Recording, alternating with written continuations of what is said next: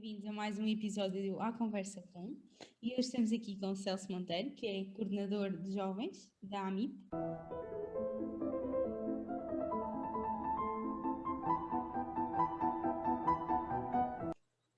Celso, prefere que o trate por tu ou por você?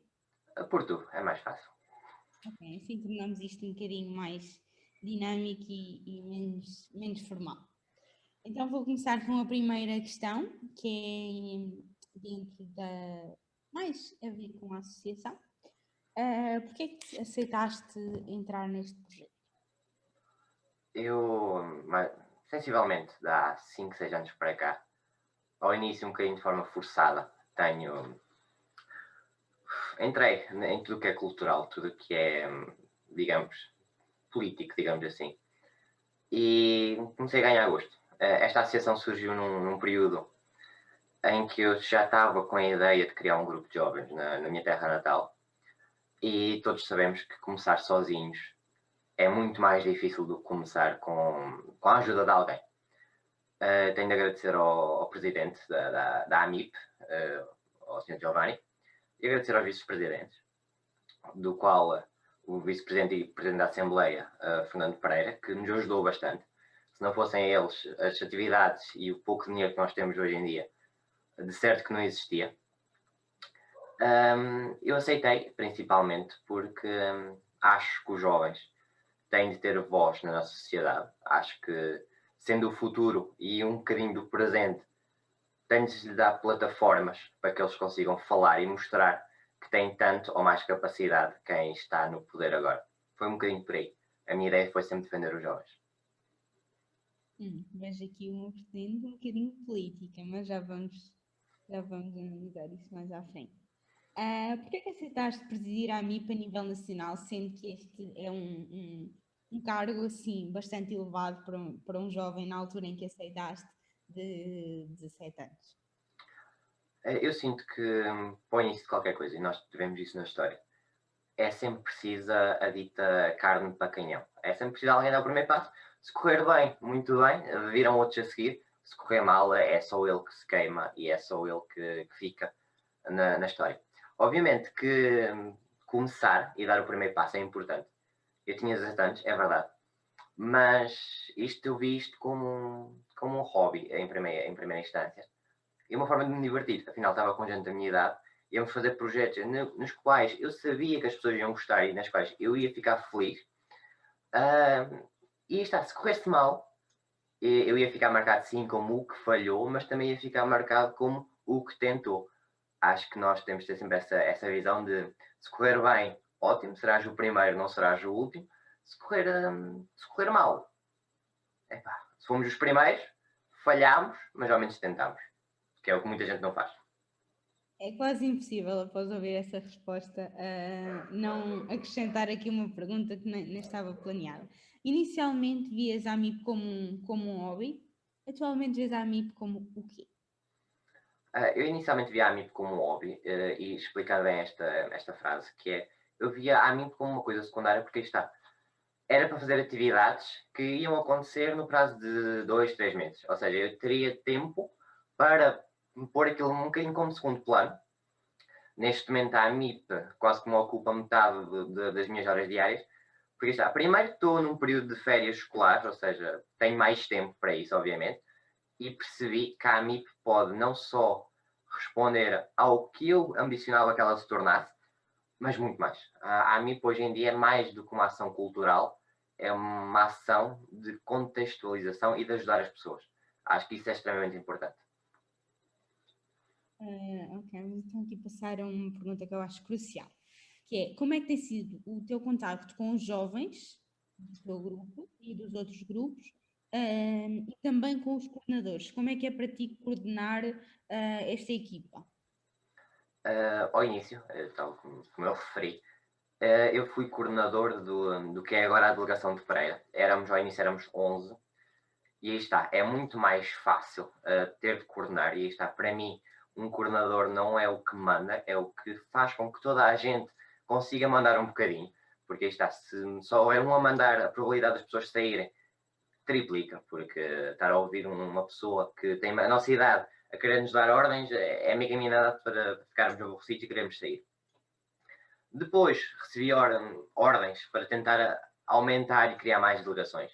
O meu primeiro passo foi procurar pessoas com capacidade e pessoas com quem eu me desse minimamente bem, para manter acima de tudo, porque eu acho que numa coordenação onde temos de estar em contacto, tem de ser um ambiente familiar acima de tudo. Porque as pessoas que estão de fora, quando olharem para dentro, verem uma família, não verem apenas alguém que está à procura de um trampolim para algo mais. E tem sido enriquecedor, acima de tudo, porque vemos jovens com ideias diferentes, vemos jovens com posições e com formas de aderir de forma diferente. Aí está. Nós temos desde membros que ficam calados nas reuniões, mas depois trabalham bastante bem no terreno, e temos pessoas que nas reuniões que não estão caladas um único minuto, o que também é excelente, porque dá para criar debates e dar novas ideias.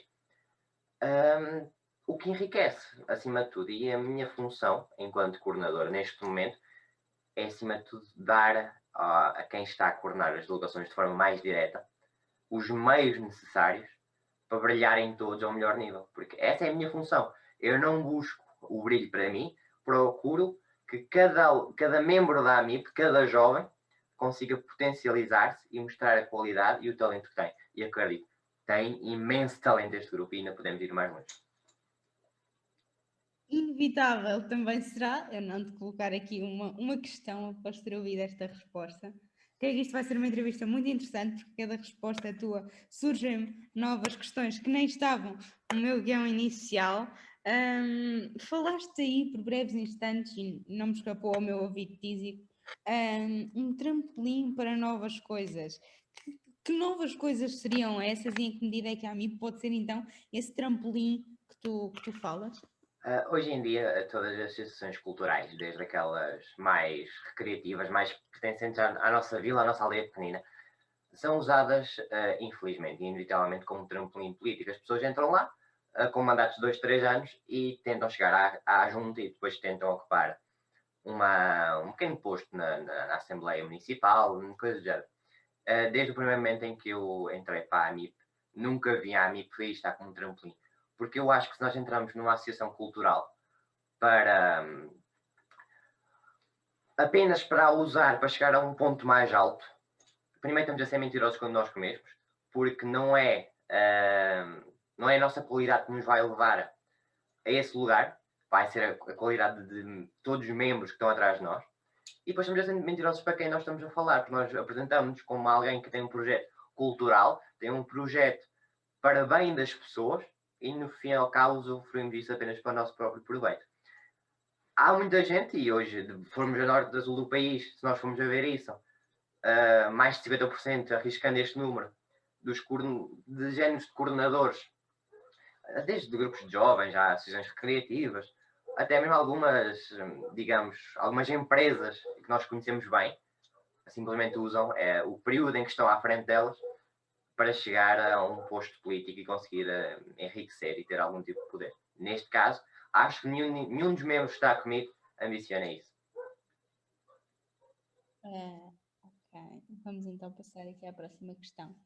Em que medida é que a pandemia teve intervenção em ti, enquanto, na altura, coordenador de Freira e enquanto também coordenador nacional? Em que medida é que mexeu com os teus planos? Em que medida é que tiveste de parar, eventualmente?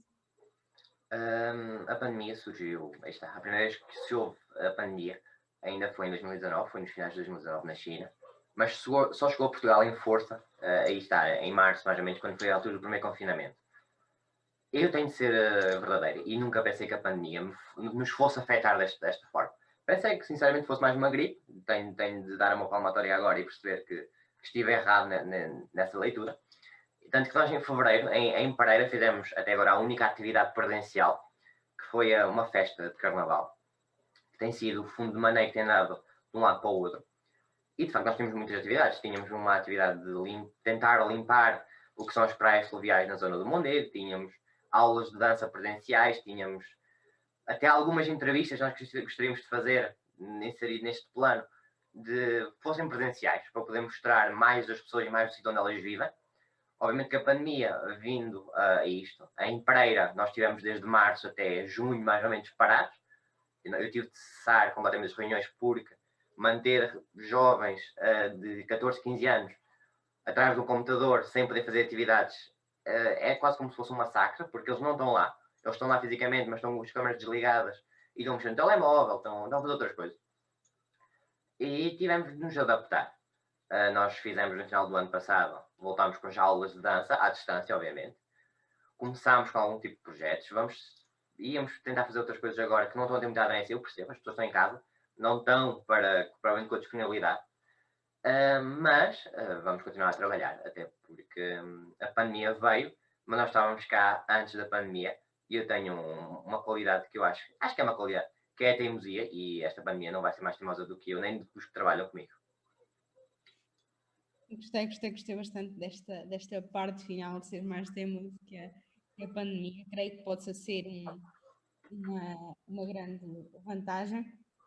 Mas já que falámos aqui na pandemia, vamos então saber, se quiseres responder, claro, porque é uma pergunta a título pessoal, em que é que a pandemia interferiu na tua vida pessoal? Em que é que a pandemia mexeu contigo? Sendo muito concreto, todos nós temos uma certa evolução pessoal e se essa pergunta me fosse feita há 5, 6 anos atrás, eu ia responder nada, porque eu não saía de casa basicamente, mas isto está, a partir do momento em que nós nos mostramos com a cultura e temos projetos, o tempo que nós passamos em casa parece-nos quase como uma prisão. Por isso, eu era uma pessoa que deambulava bastante. Eu ia para Coimbra, tinha projetos em Coimbra, falava com os coordenadores pessoalmente, tinha projetos em termos da escola, e mesmo não sendo da escola, tinha projetos que exigiam que eu fosse presencialmente aos sítios, e a pandemia meio que me veio puxar outra vez à realidade, tirando um bocadinho do mundo da lua que eu muitas vezes vivo, que são os meus projetos, veio-me puxar para a realidade e veio-me mostrar que, acima de tudo, o ser humano hoje em dia, e acredito que vamos aprender a ser com esta pandemia, tem de ser como se fosse um camaleão, tem de se adaptar às situações.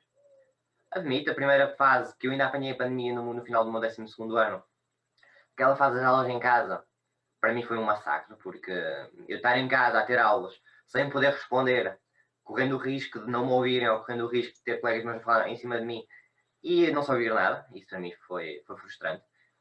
Para mim é impensável ter uma aula de português ou de história onde não se possa dar a opinião, e a opinião que é dada tem de ser curtinha, porque temos 1h30, se não o Zoom apaga-se. Isto meteu-nos algumas estacas à nossa volta para nós não nos conseguirmos mover.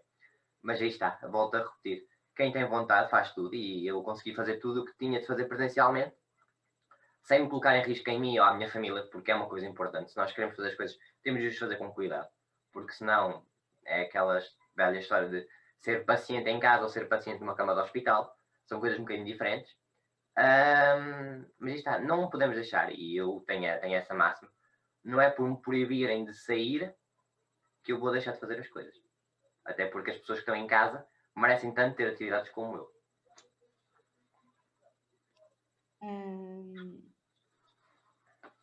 Ok.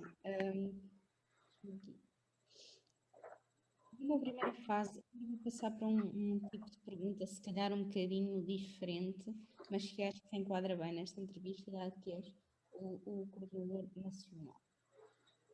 Numa primeira fase da pandemia, concordas, na primeira fase, quando foi a primeira fase, ao nosso primeiro confinamento, concordas com as medidas que foram tomadas pelo nosso governo? Isso é a questão, é uma pergunta que tem duas leituras. Obviamente, quando nós estamos perante uma doença que nós não conhecemos como é que as pessoas vão reagir, as medidas, eu costumo dizer que as medidas foram de remediar e não de prevenir. Como há países como a Nova Zelândia, que mal se ouviu falar do vírus chinês, como foi apelidado, fechou as fronteiras, e neste momento tem exatamente 0 casos de vírus.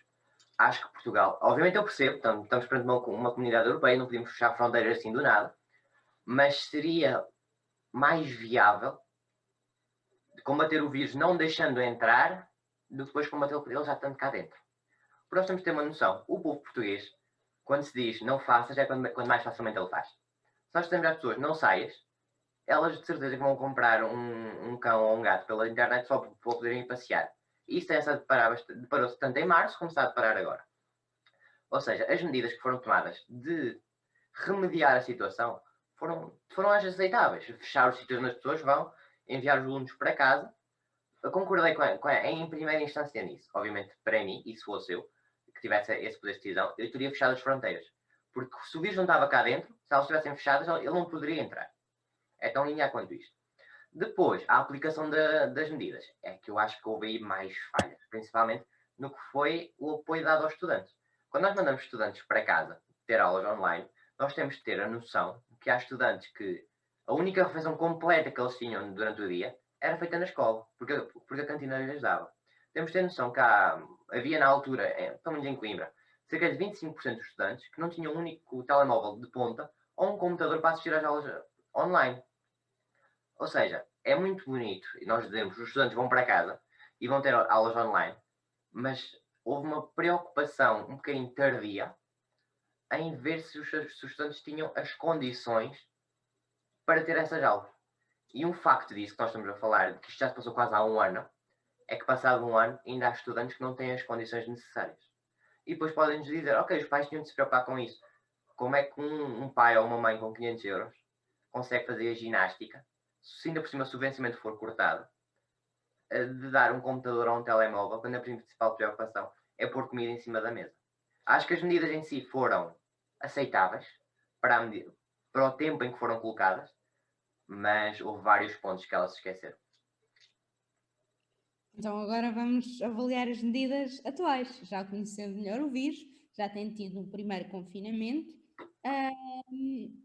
Concordas com as medidas que foram colocadas atualmente? E gostava aqui, sendo um aluno de História, gostava aqui de lançar um bocadinho um isco diferente, que é: concordas que inicialmente tenham sido fechados todos os centros culturais históricos, estando nós também a falar e a pertencer a uma associação cultural? Concordas que tenham sido fechados todos os centros culturais e deixadas abertas as igrejas, sendo estas um centro religioso, não deveriam ter sido fechadas também, ou ter sido tudo tratado por igual? Qual é a tua opinião? Eu acho que essa questão tem 3 pontos que têm de ser respondidos. Primeiro, avaliar as medidas em questão hoje. Acho que o confinamento geral devia ter sido aplicado mais cedo. Tenho essa posição.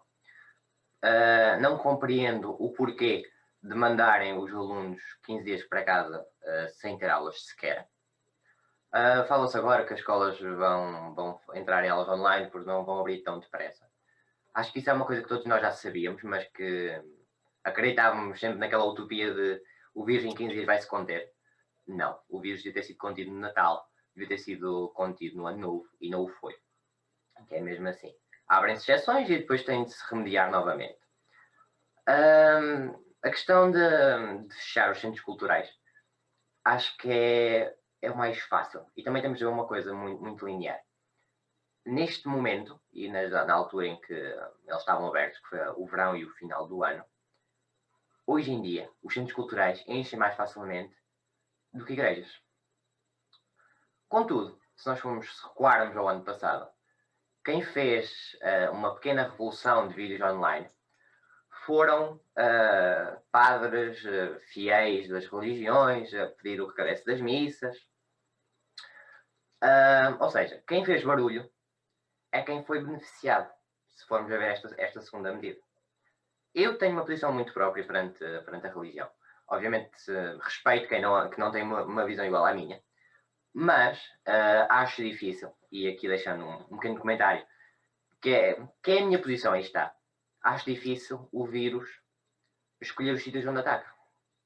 Porque se nós numa sala não podemos colocar 50 pessoas, numa velha igreja onde nem tem janelas para abrir e a porta que abre tem de ser com um ferrolho, porque aquilo não se segura bem, acho que o vírus tanto vai atacar num lado como no outro. Mas volto a dizer, quem fez barulho e quem se colocou contra é que foi beneficiado. Obviamente que é muito mais fácil.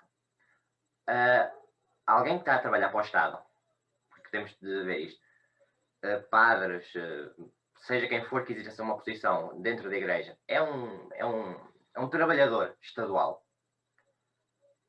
obviamente que o Estado teve de cortar em algum lado. Nós não temos estes números, não nos foi dado estes números, mas certeza que quem trabalha nestas zonas recebeu um corte no vencimento. Os artistas não trabalham para o Estado, trabalham por conta própria.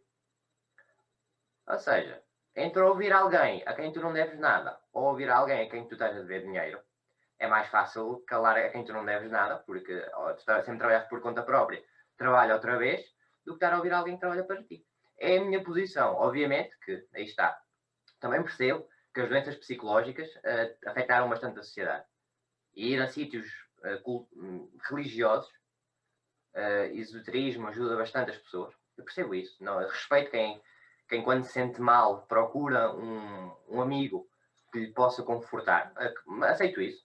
Porque é mais fácil falar para uma imagem de madeira do que falar para uma pessoa à nossa frente, porque não nos vai responder. É mais fácil fazer isto.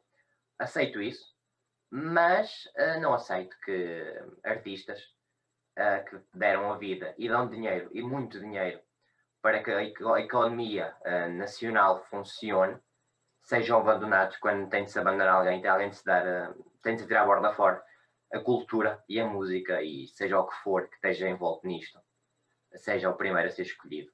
E algo que, se nós formos ver a história, simplesmente serviu para fazer uma barreira contra a política e uma barreira contra a evolução, seja aceito como uma coisa que deve ser salva. Mas está, é a minha posição. Posso então retirar daquilo que disseste que estamos perante uma sociedade na qual quem faz barulho,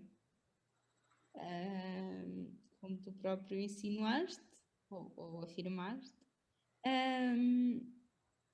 é como dar doce a uma criança, poderei dizer assim? Para falar? Digamos que isso é visto no nosso cotidiano. Se nós formos ver, houve uma altura em que, quando foi a altura de fazer as touradas, em que as touradas tiveram público, e houve um dirigente, um presidente de um clube grande, que veio dizer: então no jogo de sexta-feira mete areia no campo e metem um touro a correr e já posso ter público. E passado 1 ou 2 semanas, os estádios voltaram a ter público. Ou quando nós vemos há protestos, porque está, quando digo que fazer barulho, há 2 formas de fazer barulho. Há uma forma de fazer barulho, que é a forma correta, que é usar o poder que nos foi dado pelo 25 de Abril, que é apelar à sensação de realidade, que foi, por exemplo, o que os membros da restauração fizeram quando foram para a frente, com os cuidados necessários, porque eles tinham máscara e tinham desinfetante, para a frente da Assembleia. E não conseguiram mais do que tornar mais fáceis e mais brandas as medidas sobre a restauração, que já foram retiradas novamente. E há o tipo de barulho que é feito de apelar ao abuso exacerbado das emoções. Se nós temos uma população que é, vamos supor, em Portugal, não tenho perfeita noção dos números, mas cerca de mais de metade é católica, se houver vídeos onde os chefes religiosos apelam para o regresso das missas, o povo vai apoiar. Porque o povo necessita deste tipo de espaços. Agora, eu nunca vi, e perdoem a sinceridade, nunca vi um chefe deste género, e sei que houve alguns, mas não tiveram grande visibilidade, a propor missas online. Qual é que é a diferença? O importante não é a palavra que é dita, ou é o espaço que se ocupa? Aqui fica uma questão que acho que deveria ser pensado. Deixamos a questão no ar para os nossos espectadores poderem também deixar a sua opinião. Dado que apresentaste aqui algumas críticas, diria eu, em parte construtivas, se fizesses parte do governo e se estivesse nas tuas mãos alterar alguma coisa, o que é que farias diferente? Tanto numa primeira como numa segunda fase, o que é que tu farias de diferente se estivesse nas tuas mãos alterar alguma coisa? Tal como eu disse na primeira fase, quando nós tínhamos 0 casos, digamos assim, ou tínhamos 1 ou 2, a minha primeira decisão, se dependesse só de mim, que não depende, nós temos de ver que o governo é feito com mais de 100 deputados e todos eles têm voto na matéria. Obviamente são apenas normalmente os partidos que têm mais visibilidade que votam e que decidem, mas todos eles têm direito de voto. Seria fechar as fronteiras, porque aí está, nós temos o perfeito exemplo do que foi a Nova Zelândia, que fechou as fronteiras e o vírus foi controlado por 2 vezes. E seria a minha primeira ação. Depois do vírus estar aí, termos de ter medidas para remediar, seria não fechar pessoas, mas de certa forma fechar locais. Ou seja, os locais onde as pessoas se concentram. Porque nós fomos ao verão que passou. Vou dar o exemplo da cidade de Coimbra, que é a cidade que eu conheço melhor. Um sítio onde imensa gente esteve, que foi o Parque Verde. No verão, em plena pandemia, o Parque Verde estava cheio. Ou seja, havia restrições, havia as opiniões de fiquem em casa, tenham cuidado com o distanciamento.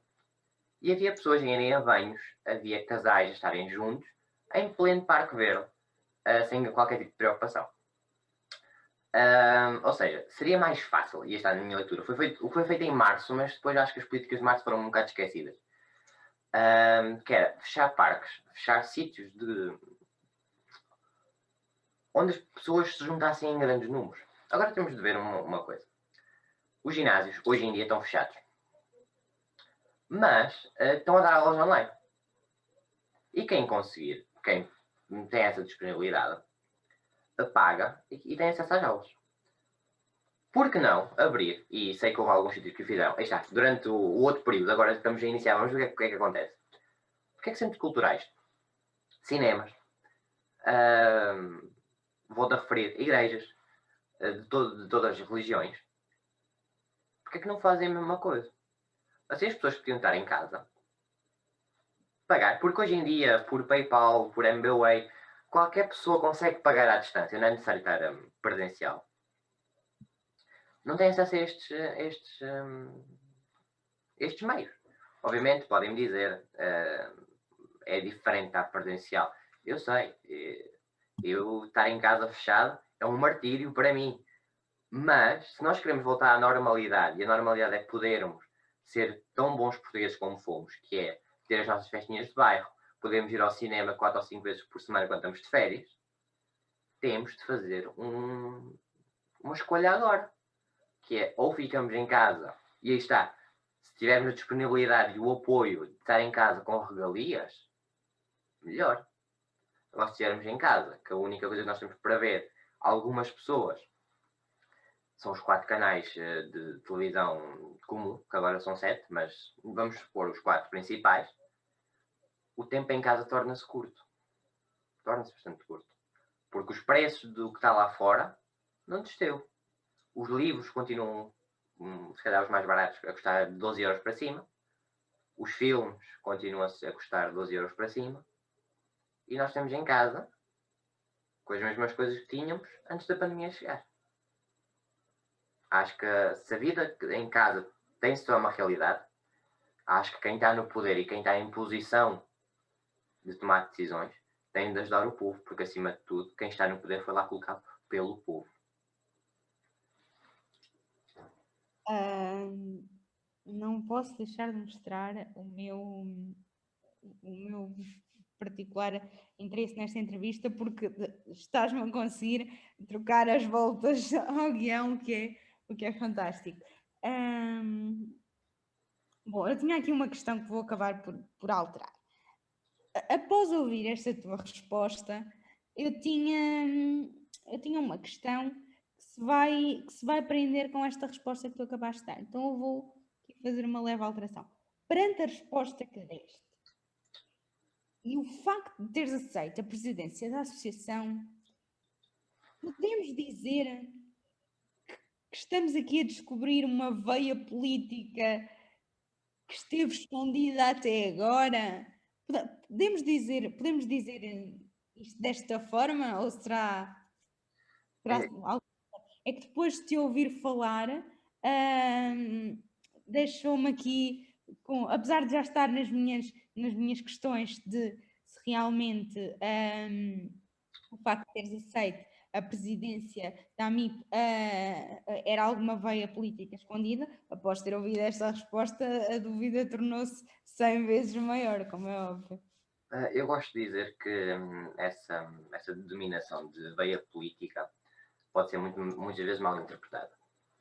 Porque uma coisa é fazer política e outra coisa é ser político hoje em dia.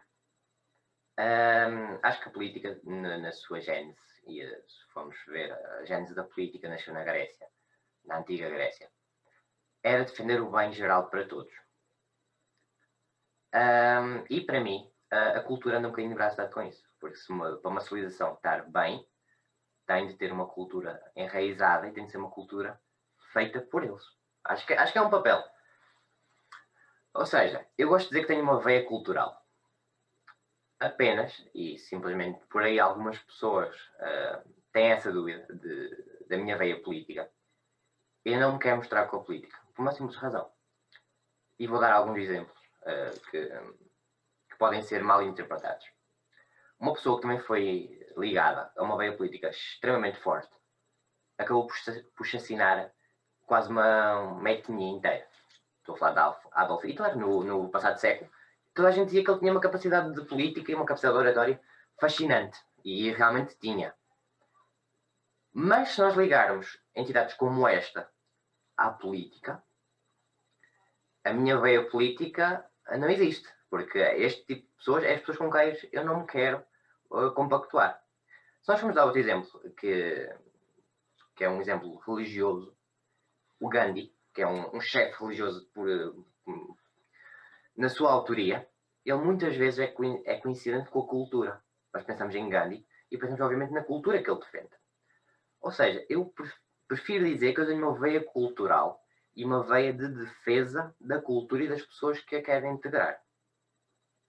E eu fiz uma pequena diferenciação entre política e políticos, porque a política para mim é isto, é defender a cultura, é defender o país, é defender as pessoas que estão nele. Hoje em dia, infelizmente, os políticos são aqueles que lutam para colocar os amigos nas posições mais importantes. Daí eu me diferenciar um bocadinho do que é a política de hoje em dia. Ok, então podemos retirar que tu não tens uma veia, ou melhor, tens uma veia política então disfarçada. És levemente contra o tipo de política que é praticado hoje em dia e caso estivesse nas tuas mãos mudar, então irias exercer um tipo de política diferente. Chamas-lhe então uma veia cultural. Vou voltar a reafirmar aquilo que eu disse.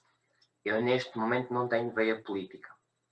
Porque a política, nos últimos tempos, aí está, a política na sua gênese e no seu interesse inicial. E podem dizer a democracia na Grécia não era exercida porque as mulheres e os escravos não votavam. É uma verdade, mas foi o primeiro sítio onde havia voto. E isso é importante. Foi aí que nasceu o voto, foi aí que nasceu a democracia. A política foi utilizada, e aí eu tenho de falar contra mim, desde o Império Romano, muito mal. Por isso, o único sítio onde eu possivelmente teria veia política seria se eu construísse uma máquina do tempo e voltasse para a Grécia Antiga, para a Grécia Helenística. E mesmo aí teria algumas dificuldades. Por isso eu volto a reafirmar. Eu neste momento não sou político, sou um defensor da cultura. São coisas ligeiramente diferentes. Pronto, então não vou insistir mais e vou deixar à consideração dos nossos espectadores se poderemos ter aqui um novo revolucionário, direi assim, deixo à consideração dos nossos espectadores. A nível pessoal, vamos passar aqui para uma pergunta um bocadinho mais pessoal. Os teus projetos passam pela área de estudo em que estás, em que te encontras, que é a tirar a licenciatura de História, passam por aí ou poderão passar por outras vertentes? Tal como eu afirmei, Que ainda não tens definido, podes também. tal como eu afirmei, eu há 3, 4 anos para cá tornei-me uma pessoa muito irrequieta na sociedade e não consigo ter apenas uma coisa em mãos. Ou seja, obviamente o meu primeiro plano e o plano principal neste momento é terminar a licenciatura e tirar o mestrado em ensino de História. Aí está, tenho essa vertente, quero terminá-lo, porque, e sem querer me desprezar, hoje em dia não é quem tem capacidades que é contratado, é quem tem um currículo bom. E um currículo bom passa por ter uma passagem na universidade. Depois, não ouvi, desculpa. Fizeste aí uma intervenção que eu infelizmente tive que interromper. Será que é quem tem um currículo bom ou será que é quem tem bons conhecimentos? Acho que passa um bocadinho pelos dois, porque ter um currículo bom hoje em dia passa por ter atividades de peso. Ou seja, e atividades de peso hoje em dia são conhecidas e são dinamizadas por quem tem poder. Isto é concreto assim. E as pessoas que estão a ver este vídeo podem discordar de mim, mas para mim, aquela ideia do, e desculpem a expressão, é mais em calão, do Zé Povinho que vem da aldeia para a cidade e faz uma atividade grande, não existe. Sem apoio de mais pessoas com influência e sem poder, não se faz nada. Depois, fora estas atividades culturais, fora o mestrado, eu tenho outras atividades que eu gosto, obviamente. Poderei passar um bocadinho pela escrita, gosto de escrever também. E acima de tudo é manter um contacto fiel às escolas pelas quais eu passei, porque acredito que elas têm trabalho a desenvolver e no que eu puder ajudar, irei lá estar. Ok. Vamos então aqui só voltar a um tema atual e que eu acho importante de abordar. Já que falámos tanto sobre as medidas tomadas pelo governo, já que abordámos tanto esse tema, diz-me, e já que falámos de política, entre aspas, então a partir de agora vou falar como política, entre aspas, durante esta entrevista, já que falámos de política, entre aspas, o que é que tu achaste destas presidenciais e da nossa taxa de abstenção? Acho que as últimas presidenciais demonstraram duas coisas, duas vertentes diferentes. Primeiro, para mim, ganhou o presidente do povo. Muita gente diz que o Vitorino Silva era o candidato do povo, mas também temos de limpar uma coisa da nossa imagem. O povo português já não é aquela imagem do Zé Povinho que apareceu no século passado, há 2 séculos. O povo português está instruído. O povo português tem cada vez mais capacidade e cada vez mais capacidade de pensar. Ou seja, o Vitorino Silva, embora tenha em alguns pontos ganho até ao Tiago Maia, de direita,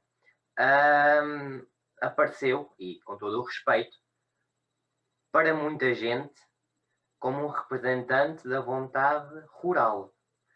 De certa forma, e com todo o respeito que eu tenho pelo Vitorino, e acho que é uma coragem enorme ele candidatar-se às presidenciais, até porque precisa de um bom número de assinaturas, apareceu um bocadinho como um alívio cómico dentro das presidenciais. Desta forma ganhou o Presidente do Povo, o Presidente dos Abraços, como ele é conhecido. O professor Marcelo Rebelo de Sousa tem feito um trabalho aceitável.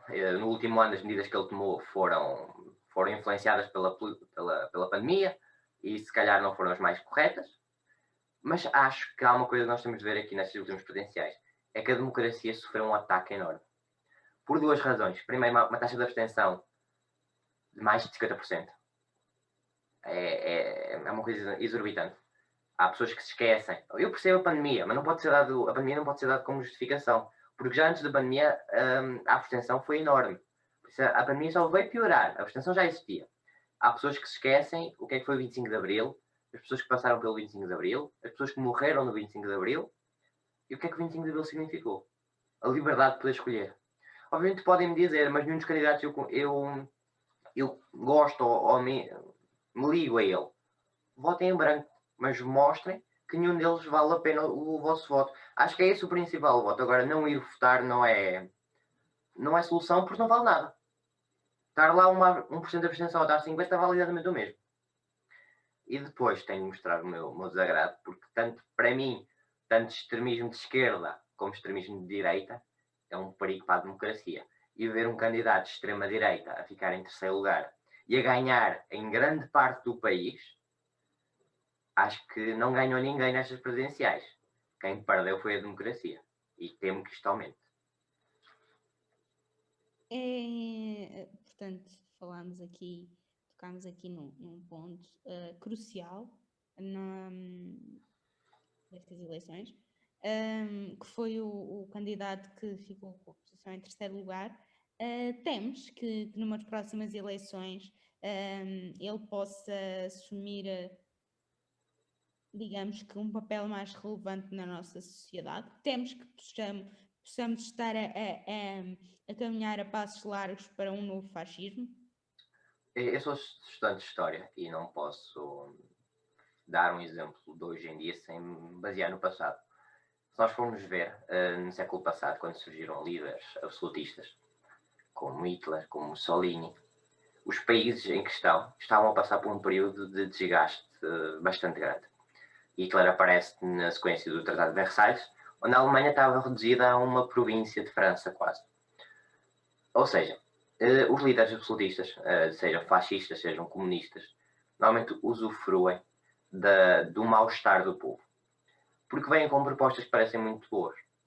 Vêm com propostas que o povo há muito que anseia ouvir, mas que em última instância não sabe o que é que significa. Se temo que ele ganhe poder, eu espero que não, sinceramente. Espero que o povo português não caia na burrice de eleger um líder de extrema-direita. Porque aí iríamos ter, quase de certeza, sem querer armar-me em bruxo e prever o futuro, mas quase de certeza que iríamos ter uma nova ditadura. E uma ditadura, para quem não estuda a história, isto é uma coisa que me deixa preocupado, porque ainda querem reduzir mais o tempo de história nas escolas. E depois vejo jovens de 12, 13 anos a apoiar fascismos e ditaduras. Para que se alguém apoia isto, eu só peço que vejam vídeos dos campos de concentração e vejam vídeos do que eram as prisões políticas em Portugal no tempo de Salazar. Porque uma ditadura não é boa para ninguém, nem para os portugueses de bem, que é quem ele supostamente iria proteger. Porque a partir do momento em que nós dividimos portugueses de bem e portugueses de mal, não temos capacidade para liderar ninguém.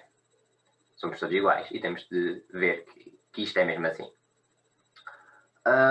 Por isso, se tem medo, sim, e mostro aqui sem grande receio, que a partir do momento em que um candidato desses fosse eleito, eu seria o primeiro a estar nas fileiras da frente contra ele, mas caso estivesse sozinho, não iria ficar num país liderado pelo fascismo.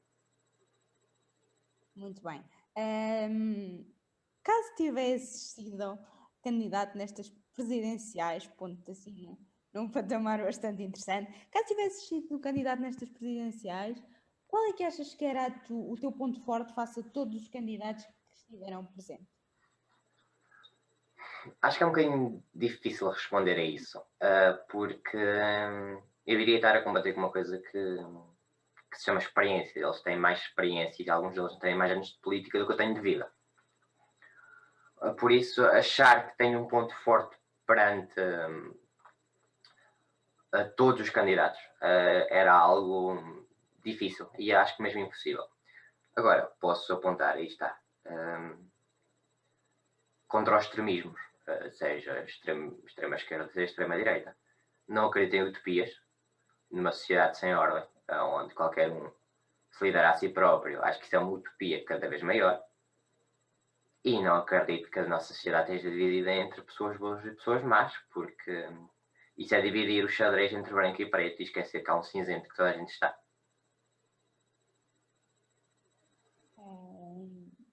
E será que podemos contar com o Celso como um próximo candidato vamos por aqui num patamar um bocadinho mais baixo, umas autárquicas, por exemplo? Não tenciono, porque aí está. Eu acho que a única forma de nós não sermos afetados pelo veneno é não nos metermos ao alcance da cobra. E nesse ponto não me tenciono fazer carreira nesta nova política. Não. Mais facilmente me verão a defender a cultura do que propriamente a meter-me filiado a algum partido ou ser candidato. Em algum momento tencionas mostrar a tua versão do que é política, seja lá de que forma for? Eu acho que a melhor forma, e nós, enquanto alunos de história, discutimos muito isso, a melhor forma de demonstrar o que é que nós achamos que deve ser o mundo é ensinar aos mais novos. E acho que a melhor forma de demonstrar o que eu acredito que seja a política e a melhor política para o país é dar aulas de história. É essa a forma que eu tenciono mostrar a política que eu acredito. Pronto, assim sendo, acho que podemos dar por encerrada a entrevista, mas gostava que deixasses uma mensagem final aos nossos espectadores. Acho que a única mensagem que eu posso deixar aos espectadores prende-se para terem esperança. De facto, se há um ano e meio me dissessem que ias passar por uma pandemia, que ia prender em casa todo o país, e que iam morrer pessoas em filas de ambulâncias, eu chamaria essa pessoa lunático, porque acreditaria que o meu país o país e o mundo estivessem preparados para combater uma pandemia. Visto que esta pandemia conseguiu-nos ultrapassar a todos e tem vindo a ganhar bastante espaço, não percam a esperança e arranjem forma de se manter ativos. Eu sei que ficar em casa é péssimo, conduz a doenças psicológicas, conduz a desgastes que nós não estamos habituados. Mas, se nós não lutarmos contra eles, quando o círculo e quando a grade ainda está longe, não é quando ela aperta sobre nós que nós podemos combater. Deixo um apelo também. Sei que esta mensagem não chegará, mas acho que é uma coisa que todos nós temos de pensar. A quem comanda a saúde, aos proprietários dos hospitais privados, abram as portas às ambulâncias que precisam, sem cobrar dinheiro. Então a morrer pessoas. E eu ponho uma questão muito fácil. Se fosse a vossa mãe ou a vossa avó que tivesse com Covid ou com uma paragem cardiovascular, vocês não iam querer que o hospital público ou outro privado abrisse as portas? Não deixem pessoas morrer na rua por meio dos tostões que iam meter dentro do bolso. A sociedade precisa de todos agora, não precisa só de alguns. Fiquem seguros e fiquem em casa. Obrigada, Celso, por ter estado presente. Foi um prazer para nós ter-te aqui e poder-te entrevistar. O prazer foi todo meu.